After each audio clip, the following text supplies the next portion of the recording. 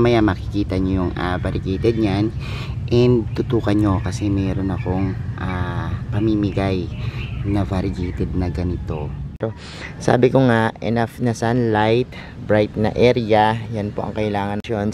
Parang napaka-imposibleng mag-fade, ano. So ang gagawin natin is ika-cut natin ito, at katulad din po nung mga variegated na hardleaf philodendrons, usually nakikita natin puro green.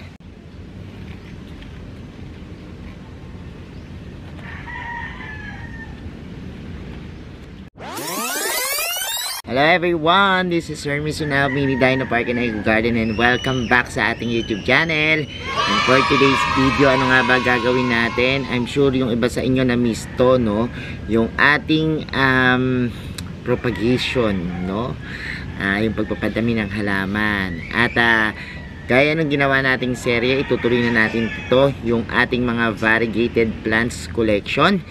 Atin pong ipopropagate, no? At sa araw na ito, isa na namang halaman yung ating papadamihin. Ito ay yung tinatawag na variegated heartleaf philodendron, no? Kung nakakita na kayo nung berde, yung kulay green na hugis puso na philodendron na maliliit, ganun siya, no? Pero this time variegated. Pero samahan nyo ko ngayong araw na ito. Kung ready na kayo mga ka-MVP, tutok lang po.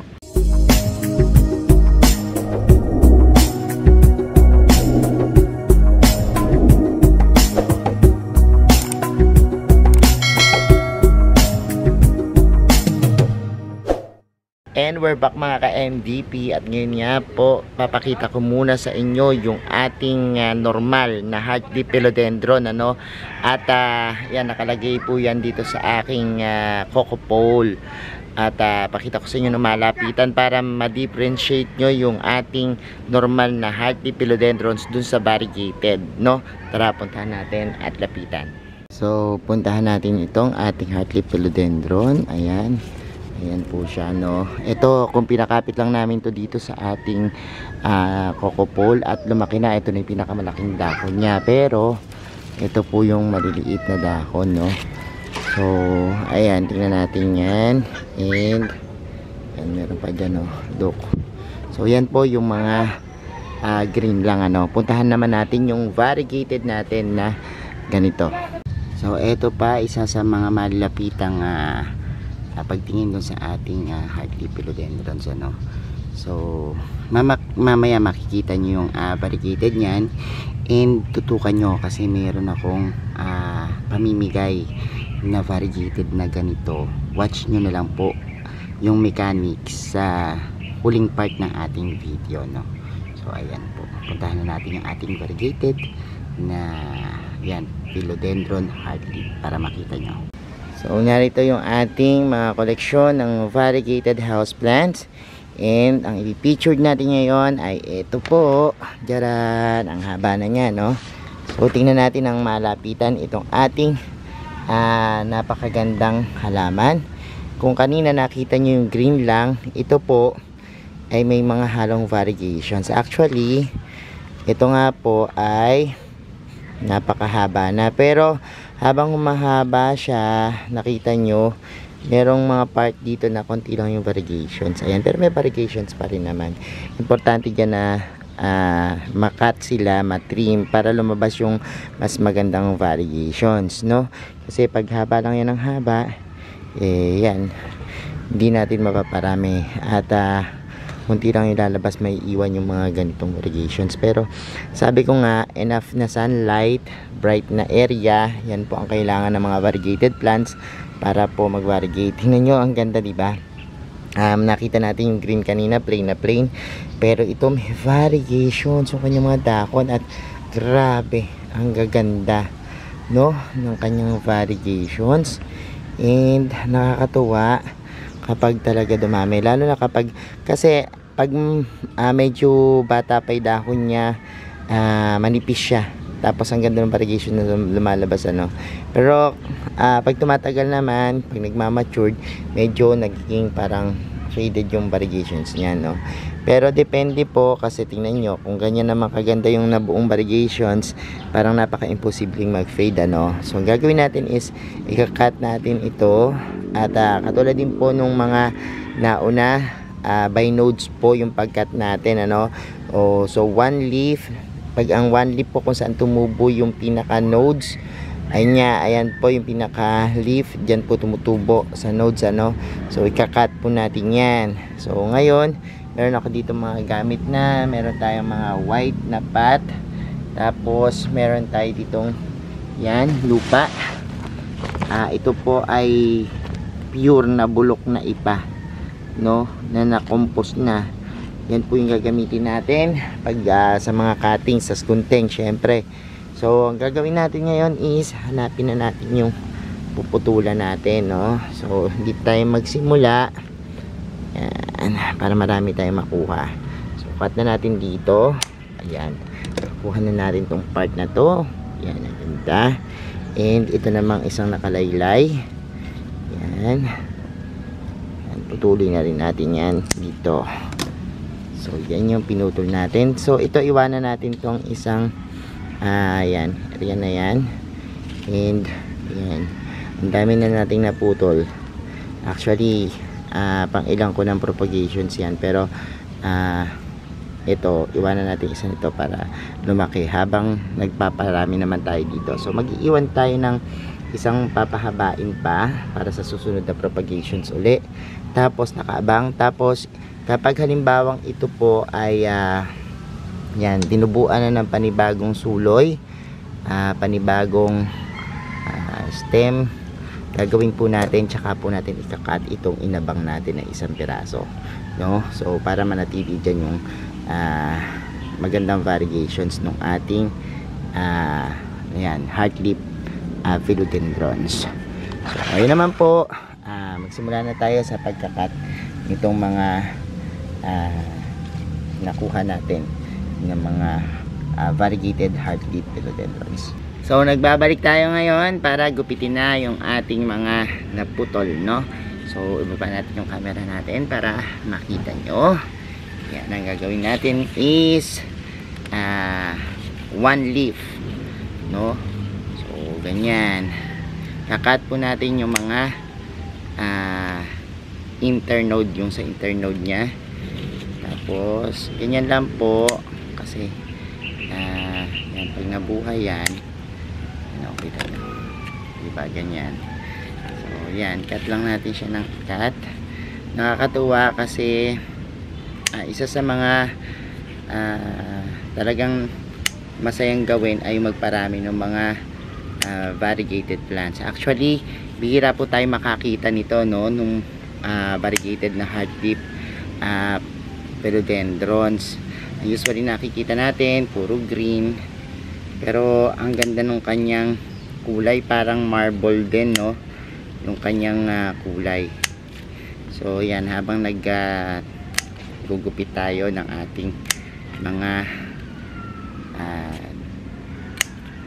pinaka itatanim, pag-usapan natin na rin yung pag-aalaga sa kanya, no? Actually yung green, maganda nga siya sa may loob ng bahay. Usually kapag doon mo kasi siya nilagay, makita mo siya na parang nagsusurvive talaga, unlike ng mga variegated. Kasi yung plain green, maraming chlorophyll talagang yan, mabubuhay siya kahit na konti lang o minimal lang yung sunlight. So ayan po yung ating pinaka usbong, no?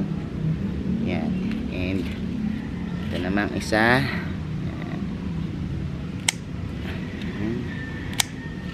Ganyan lang din naman yan, madali lang. Tapos madali ring paramihin to, katulad din ng mga house plants. Ang kagandahan sa kanila, kapag ipopropagate yung mga ganitong katulad, yan, mabilis dumami. So itong isa na to, pagdadalawahin natin, ano. Yan. So meron siyang nodes na walang dahon. Yan, kapag walang dahon yung nodes, pinagdadalawan natin, ano. na putol. So ito na yung mga nakuha natin. Itatanim na po natin ito sa ating mga paso. And ayan na, ready na yung aking mga paso. Hinati-hati ko na rin po kung ilan yung ilalagay natin. 2 leaves sa isang paat, no? At syempre, yan, binilang ko makakasampu tayong paso na mapopropagate na lagi sa pinat natin. And syempre, meron tayong puting hormones mula sa aloe vera. Yan, kaya gagamitin din natin yan.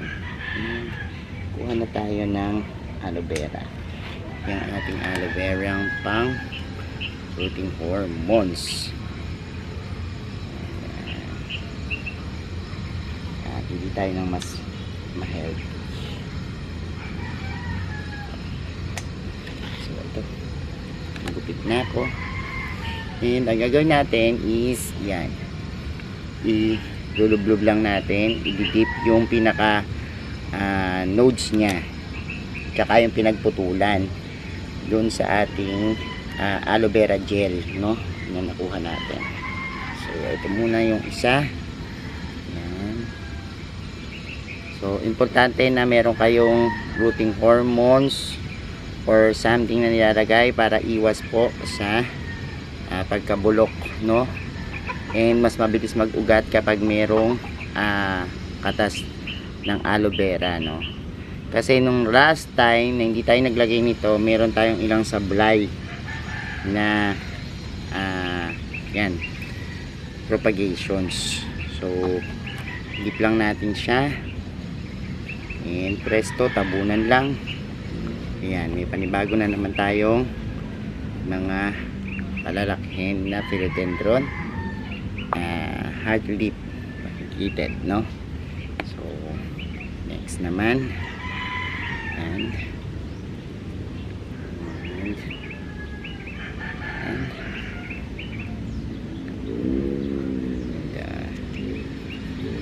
nakakatuwa.